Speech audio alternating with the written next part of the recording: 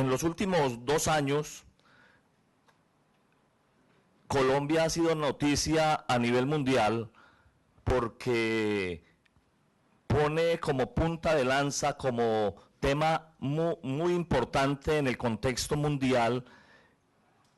la negociación que existe entre los grupos insurgentes, particularmente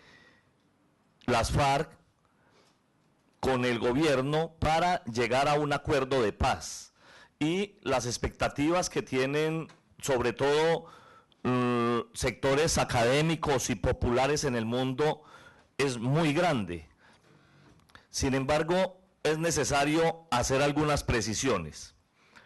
Desde el año 2011, el gobierno de Santos empezó unas conversaciones privadas, reservadas o clandestinas con actores armados, particularmente con el ELN y con las FARC, para buscar unos ejes centrales de discusión que condujeran a un tema central que en Colombia y en el mundo entero hoy están en boga, y es a que la inversión extranjera no coloque como principal objeción para llegar al territorio colombiano el conflicto armado. Es decir, la preocupación del gobierno colombiano no es que haya paz en Colombia realmente. La preocupación del gobierno colombiano no es que haya justicia social, no es llegar a un acuerdo de paz incluyente para toda la población, en el que los campesinos tengan el respaldo necesario, el respaldo estatal necesario, los subsidios que requiere el sector para evitar que haya importación de alimentos, siendo que Colombia, a la vez que Colombia, es de los principales productores de ciertos productos agrícolas y pecuarios. Por ejemplo, no se entiende cómo Colombia, siendo un país que en la región tiene cómo autoabastecerse con el producto carne, por ejemplo, ¿sí? Está importando de diferentes partes de la región casi 4 veces lo que produce. Es decir, Colombia hoy está entregando los productos cárnicos a las empresas multinacionales para procesarlos y ser exportados, ¿sí? Es decir, para generar el negocio financiero, pero los comercializadores de carnes se ven obligados a importarla para entregarle el sustento diario a la población. Lo mismo con el maíz, con el arroz, con el trigo, etcétera. Entonces, menciono este tema simplemente como para dibujar que no se está atendiendo la situación real de crisis que viven los sectores populares en Colombia. Entonces, los diálogos a los cuales está haciendo referencia el gobierno, o la paz a la cual se refiere, es simplemente el silenciamiento aparente de los fusiles de lado y lado para que los inversionistas extranjeros vean un paraíso fabuloso de inversión en Colombia. De hecho, los diferentes actores que en este último trimestre han sido convocados a La Habana como las víctimas, son seleccionados de manera cuidadosa para que permitan que se continúe todo el dinamismo económico. Pero allí las víctimas que tienen que ver, por ejemplo, con el desplazamiento, pero que quieren volver a su territorio, llevan a alguien emblemático, pero a selección del gobierno, no a selección de las víctimas. De hecho, también el problema que hay con la exclusión de género y la victimización que han sufrido las mujeres por la violencia armada y también por la violencia doméstica, las mujeres tuvieron que generar una movilización nacional para que les garantizaran la presencia en la mesa. Y la persona que asistió, la mujer que asistió a representar a todo el grupo de género, no era precisamente la que había recogido el consenso del grupo de mujeres activistas de los movimientos populares en Colombia. Entonces, es claro que en la región y en el mundo entero, hoy el negocio que está haciendo la única alternativa de consecución de recursos es la que tiene que ver con la minería y la política mineroenergética en el mundo es la que está en boga. Hoy, en Colombia, por ejemplo, más del 60% de la inversión extranjera está dirigida a proyectos mineroenergéticos. Hoy en Colombia la política económica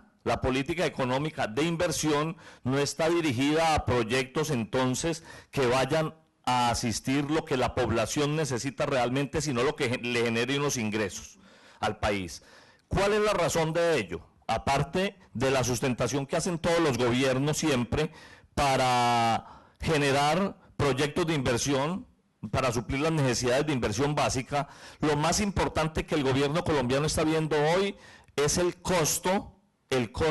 del proceso de posconflicto. Por ello, ya se aprobó por parte del Congreso de la República un marco fiscal para la paz o un marco fiscal de mediano plazo que lo están estimando en 10 años. Y ese presupuesto que se hace de inclusión de las víctimas a los territorios, supuestamente, de la recompra de tierras y del subsidio que deben recibir todos los damnificados del conflicto armado en Colombia, está siendo estimado en 3.000 millones de dólares año, es decir, casi 2 puntos del PIB, y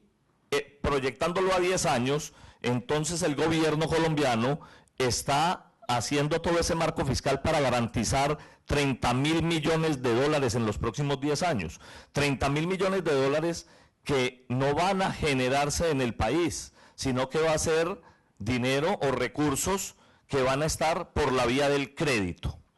Entonces, concluyo esta primera parte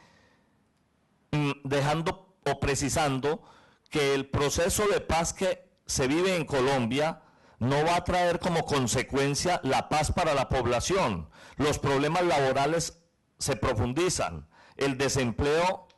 a pesar de que se muestran por las nuevas tablas de medición que hacen los organismos estatales, el desempleo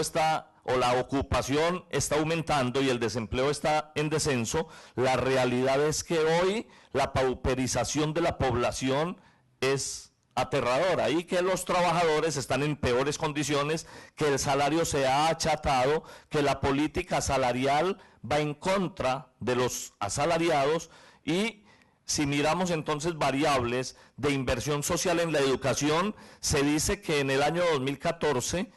está el presupuesto más alto de la historia colombiana en educación. Sin embargo, paralelamente se está hablando en el Congreso de la República un tema como es el de la autosostenibilidad de las universidades públicas, que no es cosa diferente a que las universidades públicas tengan que privatizar programas, más de la mitad de los programas, para garantizar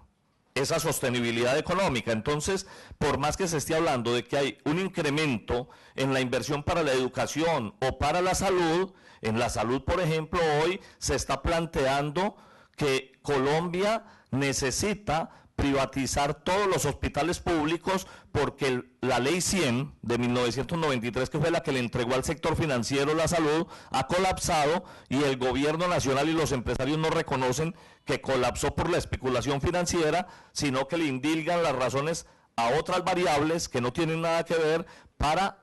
poder instalar en el imaginario de la población que la salud no solo es un servicio, sino que también debe ser autosostenible. El proceso de paz en Colombia, entonces, que está preacordado con las FARC desde hace más de 2 años, deberá estar finalizando en su primera fase hasta el primer trimestre del año 2015, pero simplemente para garantizar que los enfrentamientos entre la fuerza pública y la guerrilla de las FARC disminuya, para que el ambiente internacional mejore, en el ambiente internacional mejore la visión que hay sobre Colombia y para que la inversión fluya mucho más rápido. Paralelo a esto, entonces, debemos confrontar un poco ahí sí las cifras de lo que es el endeudamiento. Hay que anunciar hay que anunciar que en Colombia, desde el año 1923, que se creó el Banco Central, ha venido existiendo una política monetaria que tenía al Banco Central como emisor de moneda. Entonces, para evitar el endeudamiento interno del país, que beneficia a la banca privada, el Banco Central o Banco de la República garantizaba emisión física de dinero cuando el gobierno nacional necesitaba recursos, y con eso suplía el endeudamiento externo incluso.